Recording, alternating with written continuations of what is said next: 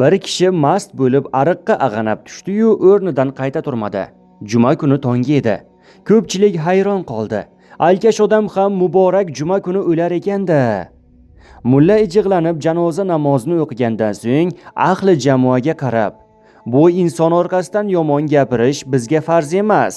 Ammo ibrat bo'lishi uchun biz uni qo'shni qishloqdagi eski qabristonga ko'mamiz.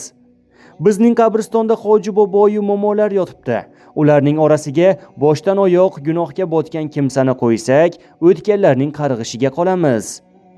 Odatda tobutga hamma yopishardi, ammo Alkashning tobutiga hech kim yopishmadi. Ular tobutning ko'tarilishida savob yo'q deyishdi shekilli. Tobutni o'lgan kishining 4 ta ulfati yelkalab ketdi. Ular marhumni ulug'lar edilar.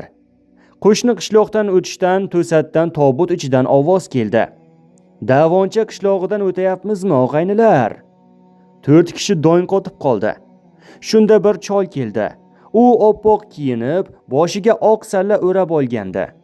Nimaga to'xtadinglar? Marhum gapirdi. Chol kafanni ochgandi. O'lgan kishi atrofga alanglab, boyagi savolni qaytardi.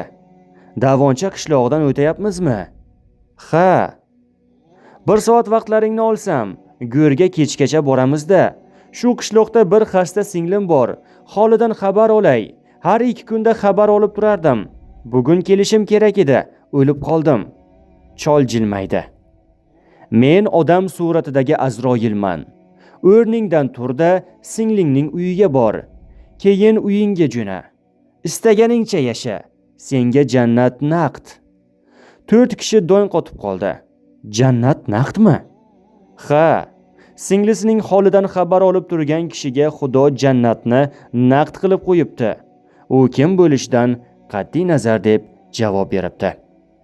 Azizlar, ushbu hikoyamiz sizga yoqqan bo'lsa, videorolik ostiga bir dona like bosib, kanalimizga obuna bo'lishni unutmang.